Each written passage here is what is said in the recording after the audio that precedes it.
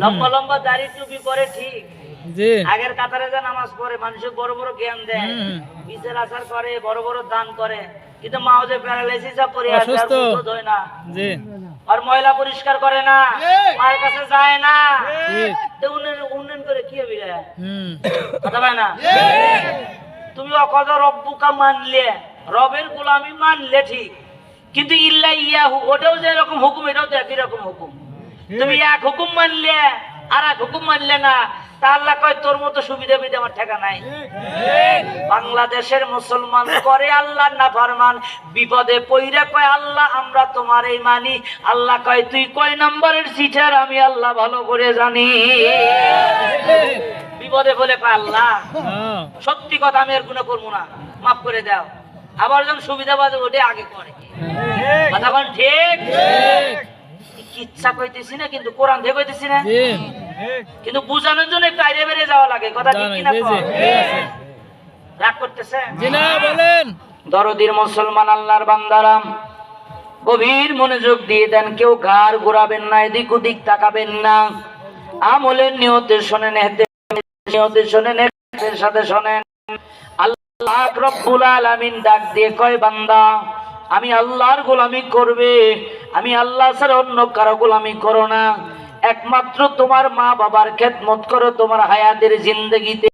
মা বাবা পাইলা কিন্তু দোয়া নিতে পারলা না, মা বাবা পাইছো কিন্তু খেদমত করতে পারলা না। মা বাবা কবরে গেছে, সম্পদ আছে, তুমি দান করতে পারলা না। মা কবরে চলে গেছে, সম্পদ আছে, তুমি দান করতে চাইলেও তুমি পারো না। বান্দা মনে রাখ, ও গোলাম মনে রাখ, এই দুনিয়া কিন্তু সেই দুনিয়া, এই দুনিয়া কিন্তু সেই দুনিয়া। একসাথে হাট করছ, একই হাটে হাট করছ, একই বাজারে করছ, একই স্কুলে স্কুল করছ, বন্ধুত্বর গল্প করছ। এক ভাই দুনিয়ার থেকে চলে গেছে, এক ভাই কবরে চলে গেছে, এক ভাই তোমাকে রেখে চলে গেছে, তুমি কিন্তু এখনো দুনিয়াতে আছো। এইটা সেই দুনিয়া। একবারের পাতিলের খাবার খাইয়া কেউ বিদ্যা হয়ে যাইতেছে, একই হাড়ির পাতিলের খাবার খাইয়া কেউ আরো নওজোয়ান হইতেছে। মনে রাখ গোলাম রে, ও বান্দা, এই দুনিয়া তো সেই দুনিয়া। তোর বাবার পরদাদাই চলিয়ে গেছে, তোর দাদাই চলিয়ে গেছে, তোর বাবাও চলিয়ে গেছে। বান্দা তুইও কিন্তু একদিন চলিয়ে যাবি, কেউ কিন্তু দুনিয়াতে চিরস্থায়ী নয় রে বাবা। খবরদার খবরদার, মা বাবা পাইছি কোনো বেয়াদবি করবি না, মুরতাদ হয়ে কবরে যাবি না। মা বাবার চেহারা মক্কা আর মদিনা, মা বাবার দোয়ায় জান্নাতের বন্ধু হওয়া যায়, মা বাবার দোয়ায় দুনিয়ার বিপদ কাটিয়ে যায়, মা বাবার দোয়ায় দুনিয়ার সমস্ত মুসিবত কাটিয়ে যায়। কেমনে যাই রে গোলাম? দিলটা লাগা দে, আল্লাহর দিকে দিলটা লাগা দে। আমলের নিয়তে শোন, যদি কারো মা কবরে যাইয়া থাকে তারাও একটু দিলটা লাগায় শোনো, যদি কারো বাবা কবরে যাইয়া থাকে তারাও দিলটা লাগায় শোনো। কারো মা দুনিয়াতে আছে, নবী কইছে তোর কাছে রহমতের দরজাটা আছে। হাইরে ওয়াইস কুরুনি দরখাস্ত লিখলো, ইয়া রাসূলুল্লাহ, ইয়া হাবিবাল্লাহ, নবী গো আমি একটু আপনার চেহারাটা দেখতে চাই। ও পয়গম্বর, আমি একটু আপনার চেহারাটা দেখতে চাই, আমি একটু আপনার দিদারে যেতে চাই। আমার নবীর কাছে দরখাস্ত লিখলো, ওয়াইসাল কুরুনি দরখাস্ত করলো, ও পয়গম্বর অনুমতি দিবেননি? একটু দরখাস্ত করি, অনুমতি মঞ্জুর করেন, একটাবার আপনার চেহারাটা দেখবো গো নবী, আমি সাহাবী হয়ে যাব। এক নজর আপনারে দেখবো, একটা নজর আপনারে দেখবো, আমি সাহাবী হয়ে যাব।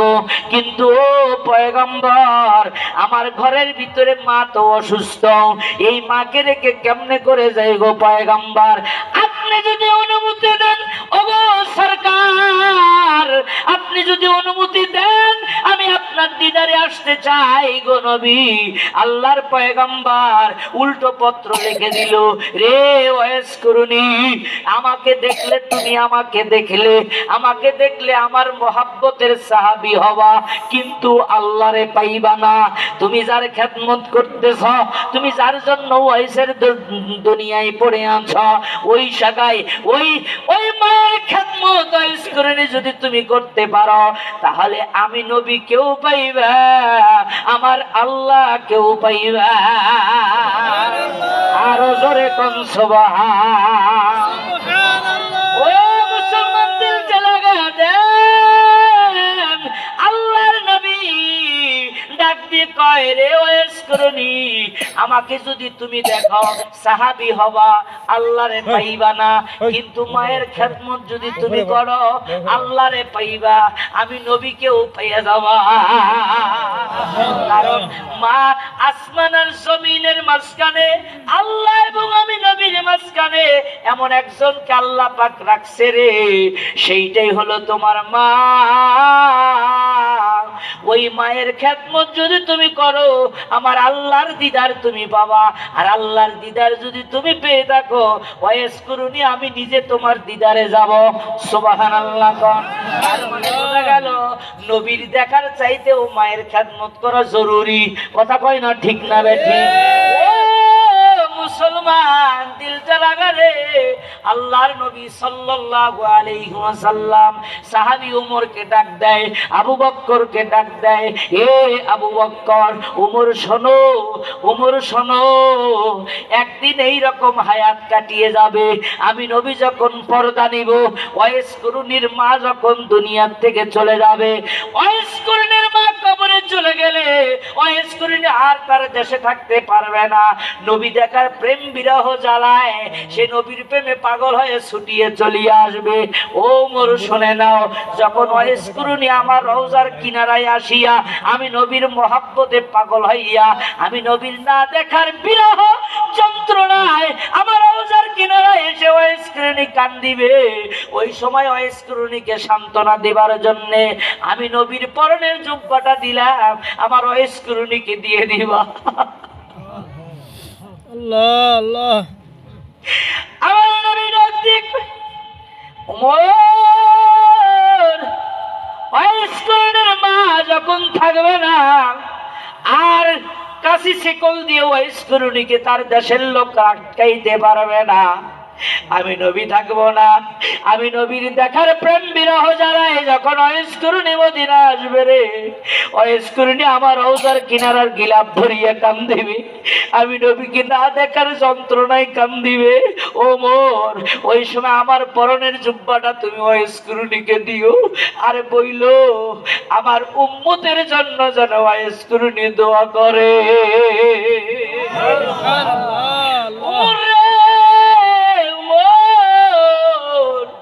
তুমি তোমার পরিবারের জন্য দোয়া নিবা, নিজের জন্য দোয়া নিবা। ওমর ডাক দিয়ে কয়, ইয়া রাসূল, শাশুড়ির সাথে দুইটা কথা যদি হয় স্বামীর কানে সাথে সাথে তুলে দিবা না। ঘরের মধ্যে যেমনটা হবে শাশুড়িকে ম্যানেজ করবা। শাশুড়ি যদি বেশি কথা কয়, যদি তোমাকে অপছন্দ করে, শাশুড়ি যদি তোমাকে অপছন্দ করে, প্রত্যেকটা কাজের যদি খোটা দেয়, প্রত্যেকটা কাজে যদি ভুল ধরে, কি করবা? একটা পদ্ধতি আছে। কেমন পদ্ধতি? মায়ের কাছে শাশুড়ির কাছে যায় কবে, মা গো আমি যদি তোমার পেটের সওয়াল হইতাম তাহলে কি আপনি আমার সাথে এরকমটা করতেন গো মা? মা এক সময় বসে আছে যায় দিয়া নিজের স্বামীর যে তেল কিনে দিছে ওই তেলটা মাথায় দিবা, মাথায় সুন্দর করে চিরুনি করে দিবা। মায়ের কাপড় ময়লা হয়েছে, শাশুড়ি তোমার মা কাপড়টা একটু বের করে দাও, পরিষ্কার করে দেই। যখন শাশুড়ি বকবে আরো শাশুড়ির কাছে যাবে, শাশুড়ি এমন বলবে, শাশুড়ি উল্টা করবে, দেখবা ও মা যদি তুমি এমনটা করতে পারো, শাশুড়ি যদি সেমরও দজ্জাল হয়, খবরদার দেখবা গো মা 2-4 দিন বলার পরে ওই শাশুড়ি কলিজার মধ্যে নেবে তোমারে। কিন্তু আজকালের মেয়ে এমনটা করতে রাজি না। তোর মতো তুই থাক, মন মতো মই, তোর মাও কিছু করে কোক না করে না, তোর বেশি কথা কমনে ভেনু হবো কালকে থেকে একবারে। আবার তাই কথা শোনার সাথে সাথে আবার ভেনু হয়। ও কথা কওয়ার সাথে সাথে কি হয়? ভেনু হয় আবার নগদে। আল্লাহ তুমি বুঝ দাও মারে, এমন যদি তুমি করতে পারো, এমন অবস্থান যদি তুমি তৈরি করতে পারো, সংসারে তোমার সুখ আসবে। আর ছেলেদেরকে বলে যায়, যদি বাড়িতে কোনো দ্বন্দ্ব কাচাল হয়, খবরদার মায়ের সামনে, পরিবারের সামনে বউকে শাসন করবা না। কি করবা না? বউকে শাসন করবা না, বউকে ধমক দিবে না। মা বাবার সামনে, পরিবারের সামনে বউকে ধমক দিবা না।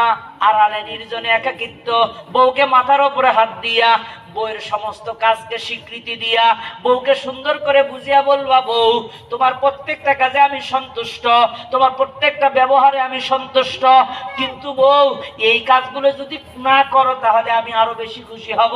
বউকে সুন্দর করে সান্ত্বনা দিয়া পরিবারের কথা বুঝিয়ে বলবা, আমার মাওটা এমন, আমার মাওটা তেমন, একটু যদি তুমি মানিয়ে নিতে আমি সবচেয়ে বেশি খুশি হইতাম। তাছাড়া আমি তোমার প্রত্যেকটা কাজের প্রতি খুশি। এমন আড়ালে নির্জনে বউকে যদি স্বামী সুন্দর করে স্নেহ মায়া মমতা দিয়ে বুঝায়, ওই বউ কিন্তু তার দাসী হইতেও রাজি হয়। কিন্তু ওই কি কাম করে বাড়ির মধ্যে ওই ভারী ভাবে সবার সামনে এমন যা মনে চায় তাই কয়, বউয়ের রাগ আর জিতারও বিগড়ে যায়। কথা ঠিক না ঠিক কর?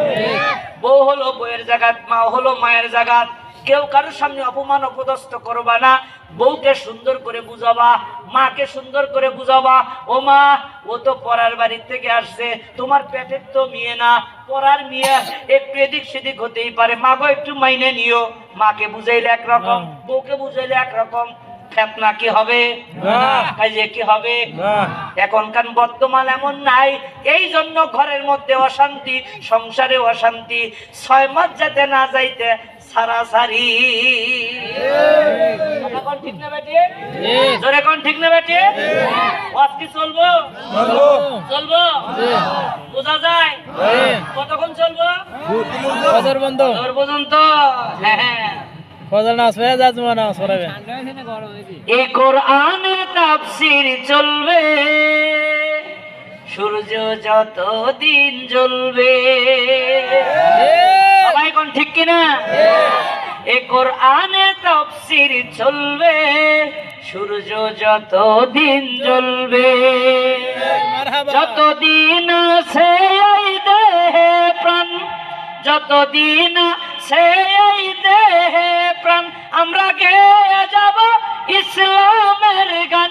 দুটি মনে মনে মিলন হলে, দুটি মনে মনে মিলন হলে খোদারি স্বর্গ হয় চিরদিন এই দুনিয়ায় হয়েছে হায় ইসলামের জয়। চিরদিন এই দুনিয়ায় হয়েছে হায় কোরআনের জয়।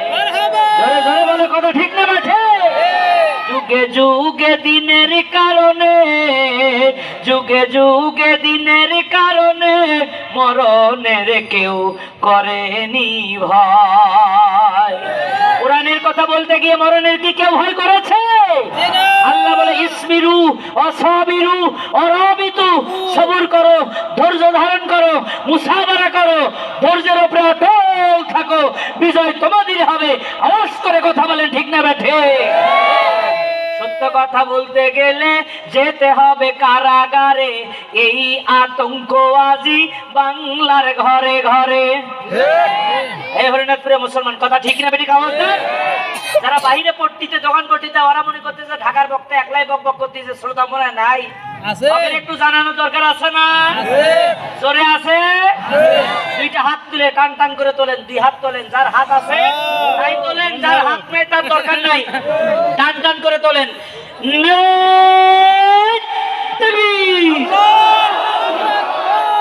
পুরুষ মানুষের মতো আওয়াজ হলে বাবু, সারা বাংলাদেশ অস্করি কার ওজন কতটুক, মানুষের কতটুক আওয়াজ বক্তারা কিন্তু ভালো করে জানি, ঠিক কিনা কন? গরম গরম খিচড়ি আছে কিন্তু। হ্যাঁ হ্যাঁ, টান টান করে হাত উঠান। নারে তাকবীর, আল্লাহু আকবার, নারে তাকবীর, আল্লাহু আকবার। আল কোরআনের আলো ঘরে ঘরে আলো, আল হাদিসের আলো ঘরে ঘরে আলো।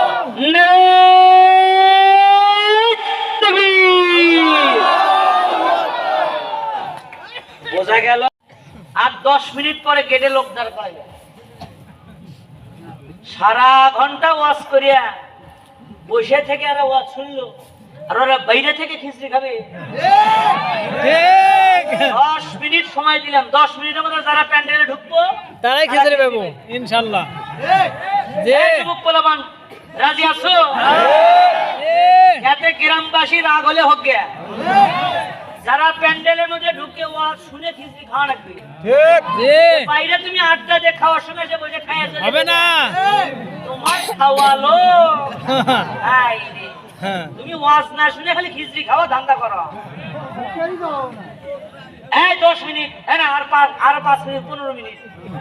এই 15 মিনিটে যদি প্যান্ডেলে কেউ ঢোকে তারা খিচড়ি পাবে। আমি প্রধান বক্তা কদিন কর জি 15 মিনিটে যারা ঢুকবি প্যান্ডেলের মধ্যে তারা খিচড়ি পাবে, আর যারা ঢুকবে না তারা খিচড়ি পাবে না। জি গরম গরম খিচড়ি খাওয়ার আশা থাকে, তাড়াতাড়ি ঢুক। কথা কয় না, ঠিক না ঠিক? জোরে জিকির করেন লা ইলাহা ইল্লাল্লাহ, লা ইলাহা ইল্লাল্লাহ। এই যেখানের মধ্যে তাড়াতাড়ি চলে আসো। লা ইলাহা ইল্লাল্লাহ, এই কালিমার জপমালা দিল হবে তোর উজালা। এই কালিমার ঔষরিতে কবর হবে উজালা। লা ইলাহা ইল্লাল্লাহ, মাশাআল্লাহ, লা ইলাহা ইল্লাল্লাহ, ও লা ইলাহা ইল্লাল্লাহ, লা ইলাহা ইল্লাল্লাহ মুহাম্মাদুর রাসূলুল্লাহ সাল্লাল্লাহু আলাইহি ওয়াসাল্লাম। দরদির মুসলমান বাবারা, একটাও গারো ঘুরাবা না, দিলের কানটা লাগায় শুনুন রে বাবা আমার। আল্লাহ পাক রব্বুল আলামিনের হুকুম কে কতটুকু তোমরা পালন করেছ, কে কতটুকু পালন করলে না। হায়াতের জিন্দেগিতে আমার মাওলা তোমারে আমারে ধরবে না। আমার মালিক ডাক দিয়ে কহে, বান্দা হায়াত দিলাম 70 বছর, হায়াত দিলাম 80 বছর, হায়াত দিলাম 50 বছর। এই 50 বছরে আমি আল্লাহ তোরে পাকড়াও করব না। এই 60 বছর আমি তোরে স্বাধীনতা দিলাম। এই 5 বছর, এই 50 বছরের মধ্যে তুমি আমার হুকুম মানলেও তোমারে আমি ধরব না, না মানলেও তোমারে ধরব না। কেউ তোমাকে পাকড়াও করবে না, তোমার কোমরে কেউ রশি লাগায়া তোমাকে আমার ইবাদত করার কথা বলবে না। ও বান্দা মনে রেখো, মালিক ইয়াউমিদ্দিন, কিয়ামত দিবসের মালিক কিন্তু আমি আল্লাহ। কাল কিয়ামতের ময়দানে ওয়া মাইয়ামাল মিসকালা যাররাতিন শাররান ইয়ারা ওয়া মাইয়ামাল মিসকালা যাররাতিন খায়রান ইয়ারা। রে গোলাম, হায়াতের জিন্দেগিতে যদি আল্লাহর সাথে নাফরমানি করো, এই নাফরমানি জাররাত থেকে জাররা পরিমাণ যদি হয়ে যায়, আল্লাহর ইনসাফের আদালতে কিন্তু তুমি ধরা খাবা। জাররাত থেকে জাররা পরিমাণ যদি নেক আমল করো, এইটা যদি আল্লাহর জন্য তুমি করে থাকো, এইটাও কাল কিয়ামতের ময়দানে আল্লাহর আদালতে তুমি ধরা খাবা। এই জাররাত থেকে জাররা পরিমাণ নেক আমল যদি আল্লাহর সন্তুষ্টর জন্য হয়ে থাকে, এই জাররাত থেকে জাররা পরিমাণ নেক আমল তোমারে জান্নাতে নিয়ে যাওয়ার জন্য যথেষ্ট হয়ে যাবে। একটু জোরে জোরে কোন সুবহান। এই দরদির মুসলমান, ওয়া কাদা রাব্বুকা আল্লা তাবুদু ইল্লা ইয়াহু। বান্দারে হায়াত ফুরিয়ে গেল 70 বছরের থেকে 30 বছর।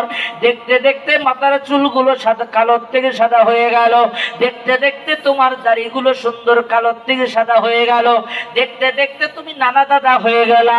দেখতে দেখতে তোমার চামড়া টাইট থেকে ঢিল হয়ে গেল। হরিনাথপুরের মুসলমান আল্লাহর বান্দা বান্দিরা, দিলের কানটা লাগায় শোনো রে বাবা।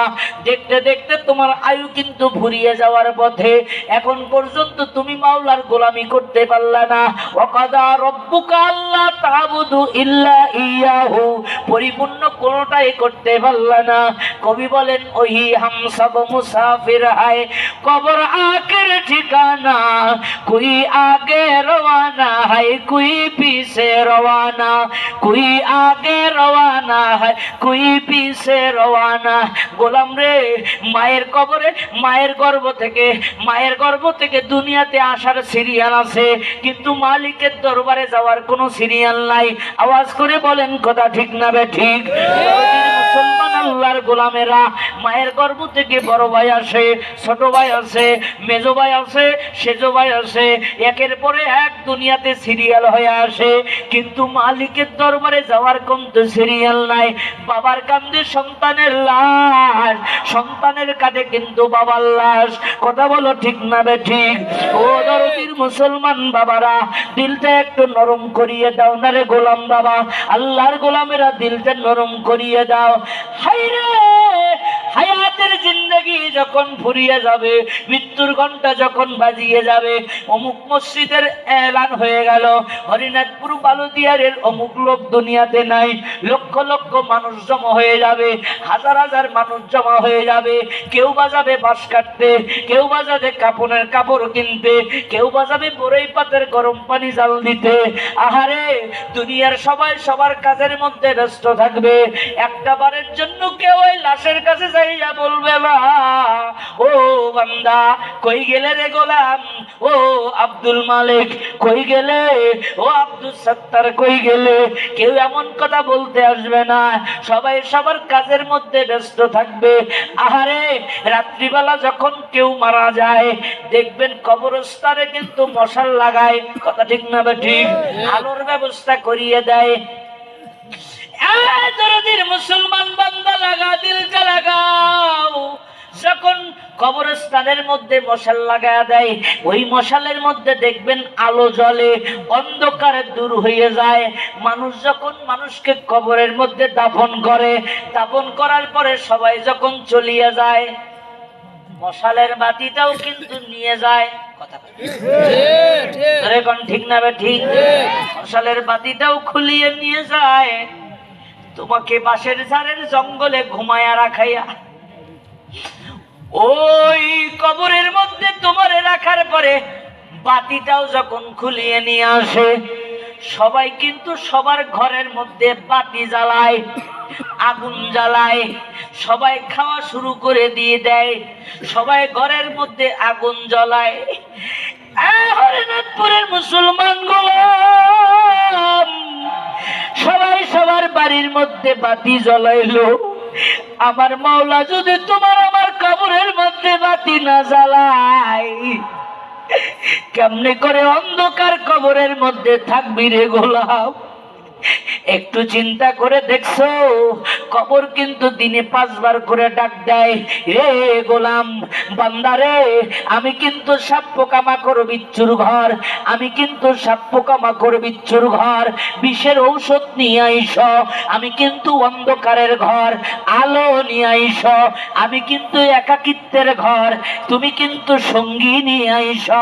কবর তোমারেও ডাকে, কবর আমারেও ডাকে, কবর মাটির উপর দিয়ে চলাচল করি, এই মাটি আমারেও বলে, এই মাটি তোমারেও বলে, বান্দারে তুমি আজকে আমার বুকের মধ্যে চলো, কালকে বান্দা তুমি আমার পেটের মধ্যে আসবা। কবরে সামান কি গোসাইছো গোলাম? কবরে সামান কি তুমি গোসাইছো গোলাম? কবরে সামান কি তুমি গোসাইলে? কবর যে ডাক দে কয়, সাপ পোকামাকড় বিচ্ছুর ঘর, বিষের ঔষধ নিয়ে আইস, আমি কিন্তু অন্ধকারের ঘর, তুমি কিন্তু আলো নিয়ে আইস, আমি কিন্তু একাকিত্বের ঘর, সঙ্গী নিয়ে আইসো। কি জোগাড় করছো রে গোলাম? কি নিয়ে যাইবা কবরের মধ্যে? একটু কি চিন্তা তোমার কি হয় না? কবরের চিন্তা কি তোমার হয় না? বান্দারে, যাদের মা কবরে চলিয়ে গেছে তাদের জন্য বেঁচে থাকতে সদকা করবা কেমনে? মুজাদ্দিদ আল-ফিসানি রহমাতুল্লাহি আলাইহি কিতাবের মধ্যে বর্ণনা করেন, আবুল কাসেম নানতুবি রহমাতুল্লাহি আলাইহি কিতাবের মধ্যে বর্ণনা করেন, যাচ্ছিলেন কবরের পাশ দিয়া, এক আল্লাহর বান্দা বান্দি কবরের উপর দিয়ে বসে বসে মুস্কি হাসে। আল্লাহর রহমতের ফেরেশতারা কবরের পাশ দিয়ে লাইন ধরিয়া ধরিয়া নেকি বিতরণ করতেছে, সওয়াব বিতরণ করতেছে। কবরস্থানের মুর্দাগুলো লাইন ধরিয়া ধরিয়া নেকি গ্রহণ করতেছে। আল্লাহর বান্দা ডাক দিয়ে কয়, ও আল্লাহর বান্দা বান্দি, তোমরা মুস্কি মুস্কি হাসো কেন? তোমরা কি লাইনে দাঁড়াইবা না? ওখানে সওয়াব বিতরণ হইতেছে, আল্লাহর ফেরেশতারা সওয়াব দিতেছে, লাইনে দাঁড়িয়ে সওয়াব গ্রহণ করো। দুই বান্দা বান্দি ডাক দিয়ে কয়, ও আল্লাহর বান্দা, লাইনে দাঁড়িয়ে সওয়াব নিতে হয় না, লাইনে দাঁড়িয়ে সওয়াব নিতে হয় না। রহমতের ফেরেশতারা আমাদেরকে লাইনে আসিয়া, আমাদের কাছে আসিয়া আল্লাহর রহমতের সওয়াব দিয়ে যায়। জোরে জোরে কোন সুবহান।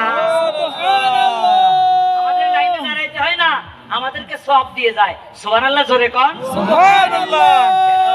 কয় এইটা যদি জানতে চান তাহলে পরের দিনে ফজরের নামাজের পরে অমুক বাজারে যাইয়া দেখবা আল্লাহ আমার বান্দা, আমার কলিজার টুকরো ধন সন্তান আমার ব্যবসা বাণিজ্য করে, বাটখারা দিয়ে ওজন করে, খাদ্যে ভেজাল দেয় না, আমাদের জন্য সদকা করে, আমাদের জন্য দোয়া করতে থাকে। আবুল কাসেম নানতুবি রহমাতুল্লাহ আলাইহি ফজরের নামাজ পড়লেন, অমুক বাজারের স্বপ্নে দেখছেন যা তাই, যা দেখে আল্লাহর বান্দা কোরআন শরীফ জবানে তেলাওয়াত করতেছে, ব্যবসা করতেছে, ঠিক আজান পড়ছে, মসজিদে চলে গেছে, ডাক দে বলে, গোলাম রে, অমুক কবরের স্থানে তোর মা বাবা কি দাফন করছ? কয় হ্যাঁ, অমুক কবরস্থানে বাবা মাকে দাফন করিয়ে আসছি। আবুল কাসেম নানতুবি কয়, চিন্তা করিস না বান্দা, আল্লাহ তোর মা বাবার কবরটারে জান্নাতের টুকরা বানাইছে।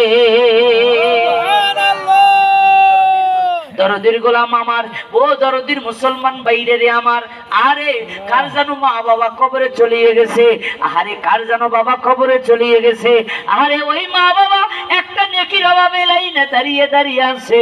বান্দা তুমি বান্দা, ও আল্লাহর গোলাম, আল্লাহর নবী বলেন, মান বানা লিল্লাহি মসজিদাম বানাল্লাহু লাহু বাইতান ফিল জান্নাহ।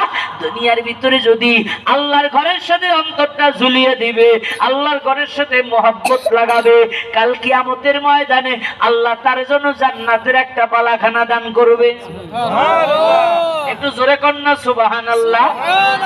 দুনিয়ার ভিতরে আল্লাহর ঘরের সাথে মহব্বত করবে, আল্লাহ পাক রব্বুল আলামিন কবরের মধ্যে জান্নাতে হাসরের ময়দানে জান্নাতের একটা বালাখানা দান করবেন। জোরে কন্যা সুবহানাল্লাহ। বাদশাহ হারুন আর রশিদ জান্নাত মসজিদ বানাইছে, মসজিদ বানানো নির্মাণ করছে, 1 টাকা কারো কাছে দান নাই নাই, 1 টাকা কারো কাছে দান নাই নাই, নিজের অর্থায়নে মসজিদ বানাইছে। স্বপ্নের ভিতরে দেখতেছে আল্লাহ পাক রব্বুল আলামিন একটা সিংহাসন না 2টা সিংহাসন বানাইছে, একটা জান্নাতের বালাখানা না 2টা জান্নাতের বালাখানা বানাইছে। একটা হলো হারুন আর রশিদের জন্য, আর একটা হলো তার বানানো মিস্ত্রির জন্য। স্বপ্নের ভিতরে ইঙ্গিত পায়, ও বাদশাহ হারুন আর রশিদ, আল্লাহর ঘর বানানোর কারণে তুমি হইলে জান্নাতের মালিক, এই ঘরের খেদমত করার জন্য এই বান্দাও তোমার জন্য শামিল। এই যে তোমার ঘর, এইটা তোমার মসজিদ বানানো মিস্ত্রির ঘর। সুবহানাল্লাহ কন্যা সুবহানাল্লাহ। নামাজের পরে রাজদরবার ডাকছে, লোকের খবর দেওয়া হলো, ও মিস্ত্রি, আমি যখন মসজিদ বানাই তোমার থেকে কি 1 টাকা আমি চাইছিলাম? না। তুমি কি দিয়েছিলে? না। তাহলে কেমনে করে আমার বালাখানার সাথে তোমার বালাখানা জান্নাতে পাইলাম কেমনে? সুবহানাল্লাহ। আরে জোরে কই না সুবহানাল্লাহ। সুবহানাল্লাহ। আমার বালাখানার সাথে তোমার বালাখানা হইল কেমনে একটু বলো। আহা, মিস্ত্রি কথা বলতে ভয় কাঁপতেছে, যদি কই বাদশা যে আমার কিনা কয়, কয় অনুমতি যদি দেন তাহলে বলতে পারি। অনুমতি দিলাম, বলো কি? কয় বাদশা নামদার, আমি আমার বাড়ির পৈতৃক ভিটায়, আমি আমার বাপের পৈতৃক ভিটায় পানি খাবার জন্য কূপ খনন করতেছিলাম গো বাদশা। কূপ গভীরে যখন চলে গেলাম দেখলাম এত সুন্দর একটা পাথর। সুবহানাল্লাহ সুবহানাল্লাহ।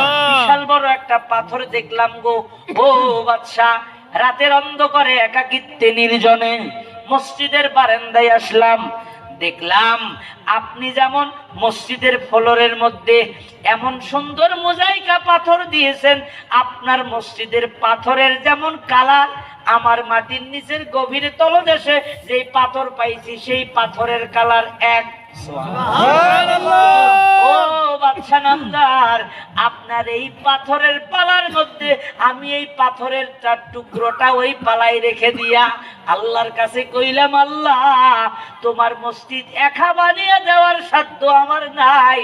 ও আল্লাহ, আমার বাপের বেটাই যে পাথর পাইছি মালিক তো আমি। ও আল্লাহ, পাথরটা আমি এই বাদশার মসজিদের ফ্লোরের মধ্যে দিয়ে গেলাম, এইটা কেউ জানে না গো আল্লাহ, একমাত্র তুমি আর আমি জানি। আল্লাহ গো, মসজিদ বানানোর দায় যদি বাদশা হারুনুর রশিদকে তুমি জান্নাতের বালাখানা দাও, আল্লাহ গো এই এতটুকু পাথর দেওয়ার বিনিময়ে বাদশার বালাখানার পাশে একটু জায়গা আমারে দিও। বাদশা হারুনুর রশিদ কয়, এই জন্যই আমার বালাখানার সাথে তোর বালাখানা আল্লাহ দিয়েছে। ও হরিনাথপুরের মুসলমান, আজকে আপনাদের এই মসজিদটার ভিতরে যারা আল্লাহর রাস্তায় দিবা, এই মসজিদটার ভিতরে যারা আল্লাহর রাস্তায় দিবা, লস হবে।